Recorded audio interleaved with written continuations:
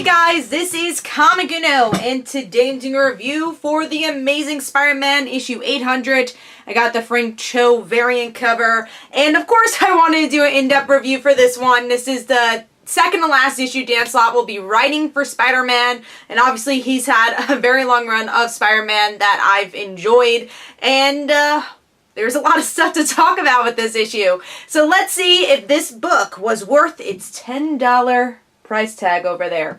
So with this issue, we get to see the final battle between the Red Goblin and Spider-Man. And what I really liked about this issue is that this wasn't just Spider-Man's fight like most Amazing Spider-Man / Green Goblin fights. It was really all of Spider-Man's supporting cast supporting him and fighting alongside him. You had, you know, regular Spider heroes like Miles and Silk that make an appearance here. We had MJ have a shining moment where she uses her Iron Man blaster to try to attack Red Goblin.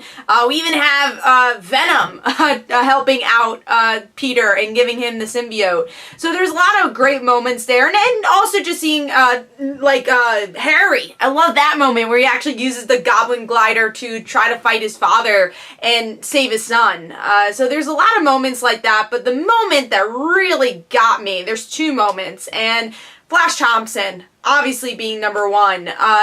I got teary-eyed. I mean, the dialogue was so good with the interaction where Flash finds out that Peter is Spider-Man, and just showing how much they've gone through as friends and as enemies, and how much Flash Thompson has grown as a character. And that was just such a good death. You know, it's an important character, and it was a meaningful death and a heroic death, and it meant something for his character. So I just love that moment. And then the J. Jonah Jameson moment where he pulls the trigger on Green Goblin, and we all know why. You know, in his mind he thought that was the right thing, and then Peter's like, no one dies on my watch, and takes the bullet. I thought that was such a good scene. And then even the secondary story, which is just Flash's funeral, was really well done, where Betty's like, hey, you know, he would never, oh, and I'm blocking it, He would never tell you this, and he probably wouldn't want me to tell you this, but he, you know, you were his best friend, so please say some words.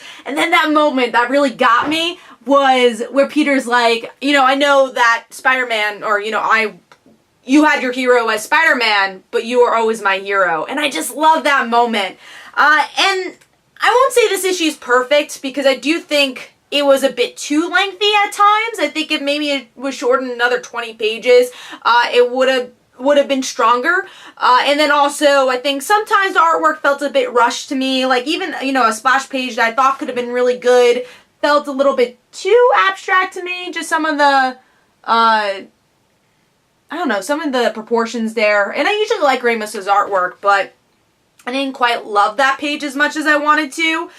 So yeah, there's some parts of the artwork that felt rushed just because, you know, it's a long issue. But I really liked a lot of moments in this issue. And again, it really was because it wasn't just Spider-Man. It was this whole supporting cast that was a part of this issue, which has always been what Spider-Man is about. It's not just Peter, it's everyone that surrounds him that's important to this story. And then having, you know, obviously his arch nemesis being Green Goblin, having that as the final fight in such a unique twist with Carnage and how Norman pretty much goes crazy in the end. There's just a lot of great moments in this issue, and I think Dan Slott really hits a home run for his last issue, or second to last issue, and last story arc, and hopefully with his goodbye issue I tear up even more, because this one was a really gut-wrenching issue. So Amazing Spider-Man issue 800 for me is definitely worth the $10 price tag if you are a Spider-Man fan. I gave this one 4.5 stars. Hopefully you guys enjoyed. This is Comic Uno. Don't forget to follow me on Twitter. Don't forget to like my Facebook page. Also, description below, there are links for my comic book, Like Father, Like Daughter. And don't forget to like the Facebook page of Like Father, Like Daughter. And I'll see you guys later. Bye.